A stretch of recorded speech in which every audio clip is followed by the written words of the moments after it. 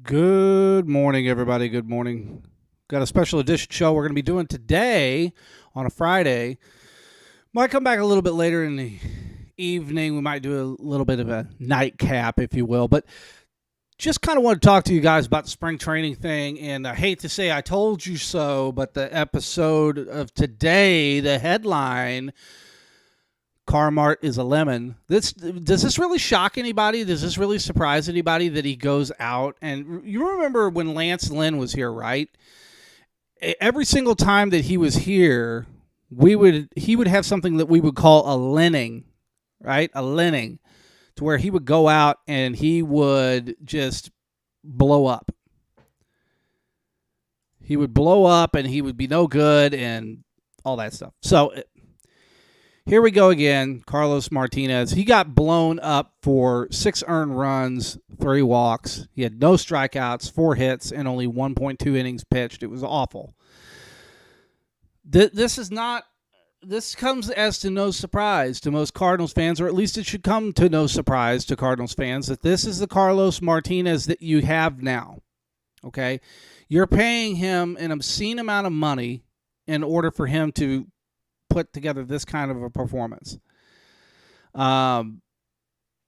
It's time to move on. It's time to let him go, trade him. I don't think anybody's going to take on that contract without you having to throw some other capital some other way, eat some of that money, whatever the case is. You get rid of him.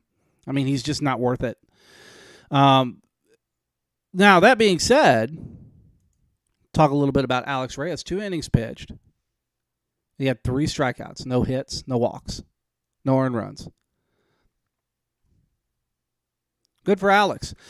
It's nice to see him kind of come back and get that mojo back. You know, Alex is kind of a young guy still even at this point. Earlier on, he had a little bit of some issues, right? Some, dealing with certain things, dealing with certain stuff. I remember he had a bad start, and I can't remember if it was in Memphis or if it was in Springfield at the time, but I believe it was in Memphis. And he came back into the dugout after a bad inning, and he decided it would be a good idea to punch the wall, and he broke his hand because he was coming off. It was his rehab stint at the time, coming off an injury, and then he goes and he injures himself again. And so I'm hopeful that he's kind of seen the error of his ways, so to speak, and he's learned some lessons, and we're going to move forward from here on out, because I really would like to see that. I would like to see him get back to the superstar that we thought that he was going to be. Because Alex Reyes is hard thrower. Does he throw as hard as he used to when he first came up? No, he's come down in velocity a little bit. Whenever he first came in, he was throwing anywhere from 97, 99. Now he's kind of throwing kind of 95 to 97. He's still throwing really hard. I mean, there's no sniffing at that wrong. But the fact of the matter is I would really like to see some more maturity coming from him. Eli, good to see you. Over in the chat, time to cut the apron strings. Cardinals babysitting job should be finished, hands down. Absolutely, it should be finished. I think the Cardinals have been finished for quite some time. This is just purely from the things that I have seen, the things that I have read, and just everything over the last year, 2 years. I am sure that the Cardinals organization, John Mozeliak, have been trying to find ways to shop Carlos Martinez to other teams, but because of the albatross of a contract that he has, there are no teams that are going to take on that financial responsibility for a player of that caliber. So that's the way it is. Good morning, Eli. Nice to see you up and at 'em, bright and early. Well, bright and early is a moot point. I've been up since 6 o'clock. How about you guys? Probably been up since, 5? But yeah, I just really wanted to talk about the spring training game the other day because it's just kind of funny. At least I think it's kind of funny because this is something that I have talked about and preached about for quite some time about the Carlos Martinez situation. I've done it for the last 2 years. I said prior to even 2 years ago, almost 3 years ago, to people who know me, that I've said that they needed to cut him then, that they needed to move on from him then. I felt like the ceiling was reached, the maximum potential was reached, and it was time to move. But, always thinking you got a diamond in the rough. I understand it. I get it. But now if this isn't blatantly obvious, I don't know what is. Ryan Helsley also had a very good outing. Inning pitched. He had 1 walk, 3 strikeouts. Garrett Williams, he got hit pretty hard. 1 inning pitched, 2 hits, 3 earned runs, 2 bases on balls, 2 walks. Giovanni Gallegos. Gallegos? I'm going to say Gallegos. 1 inning, 3 hits, 3 earned runs, 1 walk, 1 strikeout. He was not as good as I was hoping that he was going to be in that spring, and sharp as I should say. He wasn't as sharp as what I was hoping that he would end up being. I was really happy to see Alex Reyes turn in the gem that he did. Eli says, Reyes, I don't mind that his velocity is not as high. To me, more importantly, command, control, and a very solid combination of pitches. Eli, I'll even throw this out, too, and we're, of that era to where we watch certain particular pitchers come up and who they were early on in their careers to who they matured into. The one that I always think of is Greg Maddox. Greg Maddox early on in his career, he could throw really hard. He could throw, 95, 96, 97 miles an hour when he was early on with the Cubs. And as he matured and got later into his years with the Braves and other teams, Dodgers, Padres, so on and so forth, which that was really not some of his better years. But especially with the Braves, he was really good at movement. He could throw a ball, and every single pitch would start here or here, and it would move over here, or it would move over here, or it would move.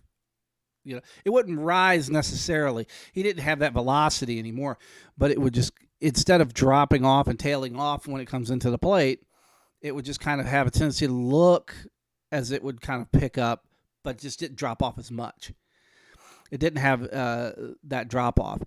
Tailing with Maddox was key. He could take a ball and he could move it here to here, back and forth, have it cut straight across the plate, have it cut down and away.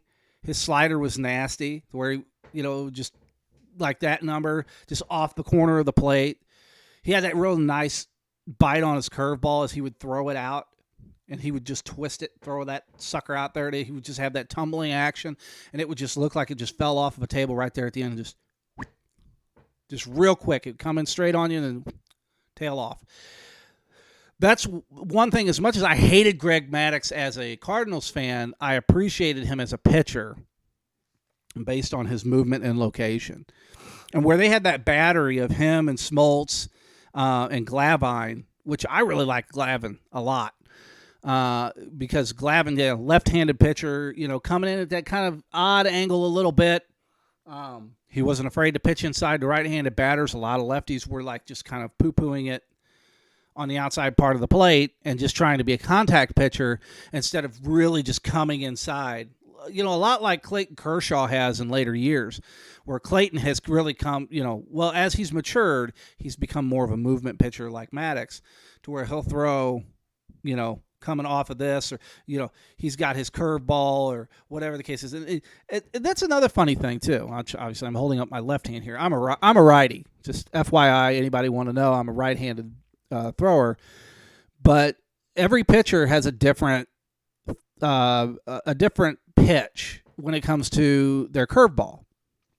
There are several different types. Depends on your motion of your arm, if you're coming over the top, if you're coming from the side, if you're a side ball pitcher, if you're a submarine pitcher.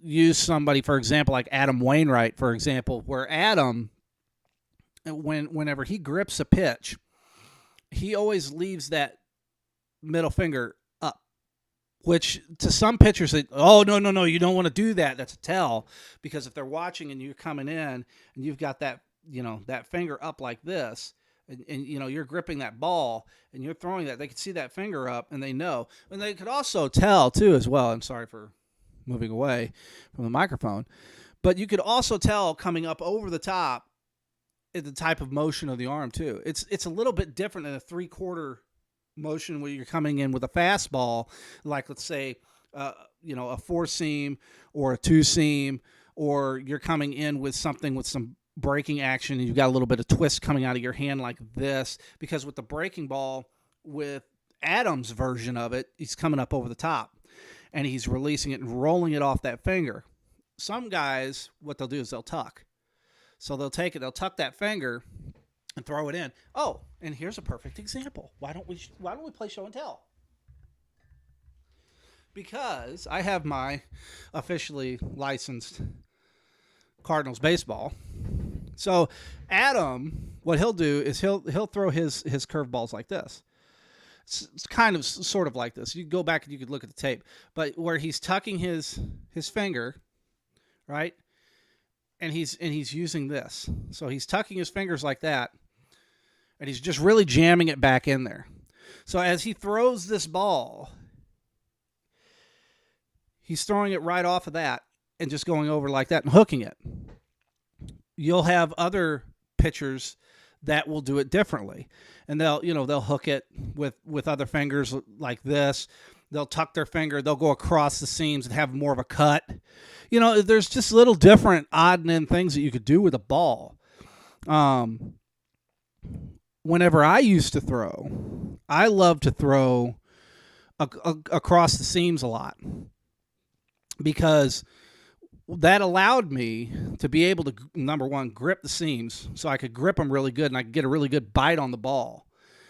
And whenever I would throw and come across, I could come at a 3/4, I could come straight over, I could come at a side, but it always gave me that grip to where I could get the spin on that ball. This is what we're starting to see with Carlos Martinez and a lot of his issues, is that he's not gripping the ball in a certain way in order to get good movement and good rotation, good spin, over the top rotation in a curveball or quarter rotation with spin with any of those, And if anybody knows baseball and how you play or how you throw certain pitches, it's all dependent based on the individual throwing the ball. It's that simple. So I could throw a ball exactly the same way that another pitcher might be able to throw it, but my velocity may not be there. So if my velocity's not there, maybe I might have more movement because I have a tighter grip. Maybe I have a looser grip and I have more velocity. Straighter pitch. Comes in hotter, comes in faster, but it doesn't tail on you. Look at Aroldis Chapman early on in his career where he was throwing 100 plus. Even let's use somebody that we know, right? Mr. Hicks. And where he throws that sinker, right? So he throws that sinker and it comes in. And that sinker, sometimes you'll see it just go, just real quick, right at the end, and it'll just drop down. Or you'll see it do this. It'll dance. It'll dance and pull. Or it'll dance and shoot. It's really dependent on the velocity that he has behind it. If he slows up a little bit and slows up in his pitching motion, he might end up having a ball that will just come in and just fall straight. He might have a ball that'll come in and bite, into a right-handed batter, because that's, as the camera is, it's right-handed batter over here. But then he might have it go away. And then more of like a slider-esque, right? So more like he's throwing a slider. And he's got that real tight rotation where a slider, it will roll out of your hand and just roll out like that and just come across. And in most cases that I see sliders from a lot of pitchers right now, they're not throwing sliders like sliders were in the 80s and the 90s, which sliders really weren't even really around in the 80s all that much. But sliders, especially in the 90s, where they would come in and they would just kind of, bite away. If they're a right-handed pitcher, they would bite away to the left-hand side.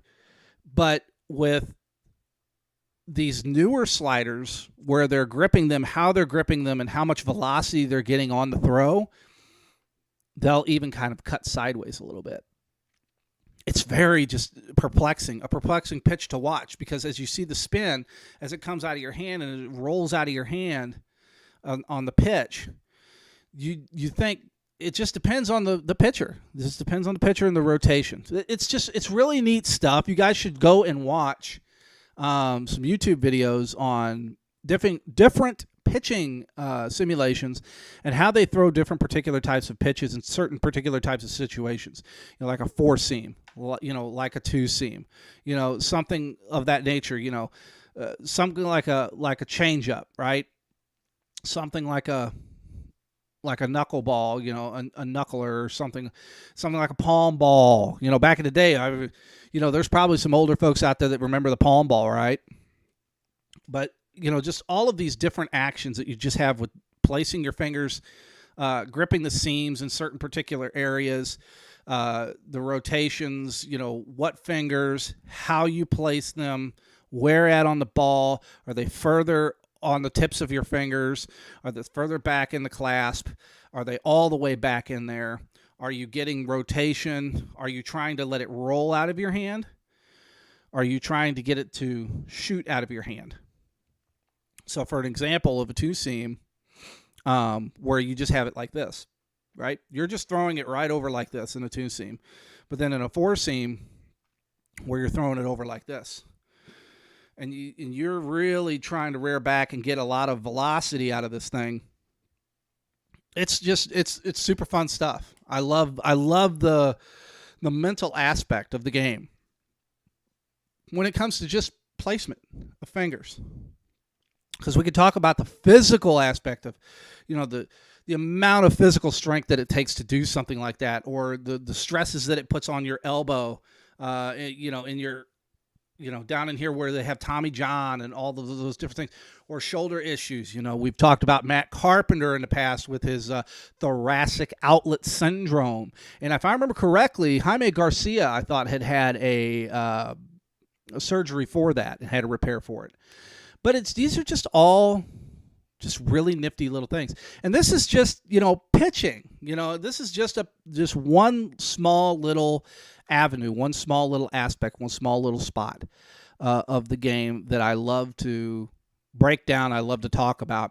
Maybe sometime soon, I'll get my words out here. They're grammars.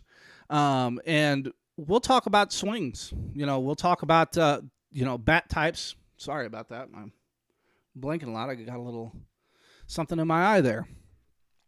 But just about swing types, coming through the zone. How are you doing it? Are you stepping forward in the box, back in the box? Are you choking up on the bat, choking down on the bat? Are you going inside, outside?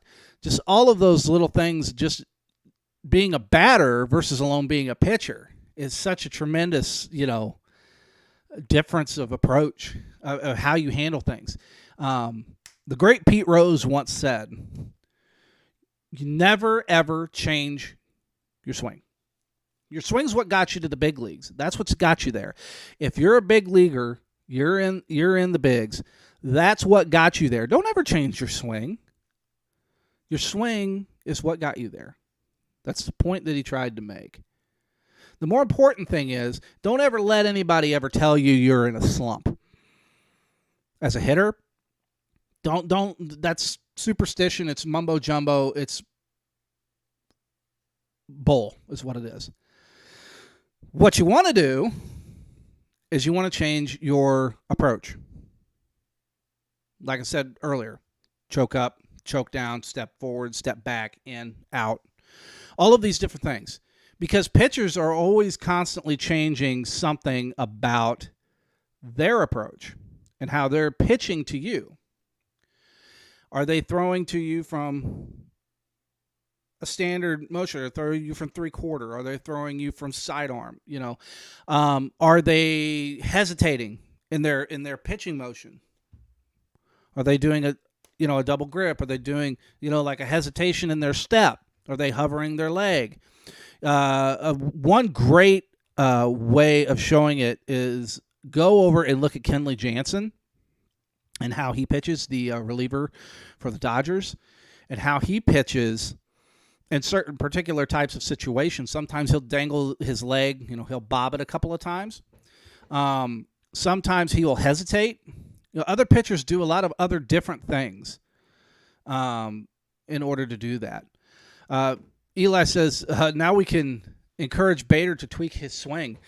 Here's the thing, Eli, and I'll tell you this. This is a conversation I've had with Gene and several other different people, within Gateway City Sports, in the Zone Network, and just other people I know in the world of baseball with Bader. Bader's problem is Bader, because Bader wants to be a Gold Glover. He wants to be a superstar. He wants to be paid big money. That's what he wants. And in order to get paid, you don't get paid by stealing bases anymore. You don't get paid by defense, elite defense. You get paid by hitting dingers, crushing bombs, okay? Letting the big dog eat. That's how you get paid. Look at Bryce Harper, look at Manny Machado, look at, Fernando Tatis Jr., look at any of these other guys that are out there just cranking home runs and smashing bombs, Giancarlo Stanton, Aaron Judge, so on and so forth. They're all getting paid or going to get paid. The home run is sexy. That's what gets you paid. As to where elite defense and fundamentals don't get you paid. He's more worried about launch angle, right? Launch angle's the big new fun, sexy thing to say in baseball. It's launch angle. Let's talk about that launch angle, because that's what gets you. You don't have to have nearly the amount of physical power to drive the ball as long as you're getting that launch angle correct. The only problem is that you're striking out a lot and you're whiffing at pitches, or you're popping a lot of pitches up. I always go back to the movie Major League because it's one of my favorite movies of all time, and I always remember Willie Mays Hayes being in the batting cage, and the coach comes up and he's, he watch this. He pops it up. He said, if I see you pop up a ball one more time, you're going to give me 20 push-ups. Okay, I'm going to really crank on it this time. He pops it up. And so that got him to learn. He's like, with your speed, you should be hitting balls on the ground and legging them out. That's what you should be doing. You should be getting on base. Getting on base wins games. Period. Because just imagine if you could have somebody that has instead of a 750 or, a 700 OPS like Bader does, and you could have them to where they're not OPS, on base percentage, OBP. And they have their OBP that's 750 or, 700, but then they go to 850 or they go to 900 or 950. I mean, could you imagine how tremendous that would be to get yourself on, especially if you're in a two-hole and with speed, you could get yourself on either in the first in the batting order or second in the lineup, and you can get on in front of a Paul Goldschmidt, in front of a Nolan Arenado, in front of somebody of that caliber. It's almost a guaranteed run scored. And so Harrison Bader needs to stop worrying about launch angle. He needs to stop worrying about cranking out home runs, and he needs to start worrying about playing ball that's efficient for him. That's simple. But what do I know? I'm just a bozo behind a microphone that's sitting here telling you guys what I think. But at the end of the day, they're the ones making the big money and got the big contracts, and I guess they just know better. But it's fun to talk about, isn't it? So that's really all I wanted to talk about. I just wanted to cover the spring training game from the other day. We haven't had a lot of opportunities to stay long on some of the other shows, and I have felt kind of bad about that because we haven't had that opportunity. We've been taking a break from football stuff. It's kind of in the off season. We're going to be picking that back up right around draft. We might have a draft special coming up with that, but we've got a lot of other things that they're moving along.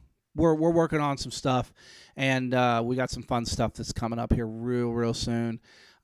Excited about a lot of different things, excited about things getting back to somewhat of a sense of normalcy, to where we can start going back to ball games and we can start going to places, safely, and, encourage it safely and things of that nature. But it will be nice to be able to get back to that, and to get back to that world that we know and we love, and some of those things that we can continue to keep doing somewhere a little bit later on down the line. But that's why I'm going to cut it loose from here. Like I said, just wanted to come in and talk about that spring training game the other day and some of the pitching stuff. We can go over some of the other stats. Nothing really fantastic, being the fact that they didn't even score a run yesterday, and the Astros were out there banging trash cans all day long. So it's just it's upsetting to see the Cardinals, have that kind of an outing, especially against the Astros. So, I think that's just going to do it. We're just going to go ahead and call it right then and there. But I appreciate you guys tuning in. Make sure you come back on Wednesday, and we will be sure to talk about a lot more. We'll have some more spring training games. We might have a little bit more Blues stuff to talk about. There hasn't been not a ton to talk about, a little bit, but mostly just injury stuff. And I'm sure you guys have heard that stuff to death on all the other morning talk shows, so there's no real point in kind of rehashing a lot of that stuff that you guys have already heard. So until next time, this is Derek King Sports, in the Zone Network, Gateway City Sports.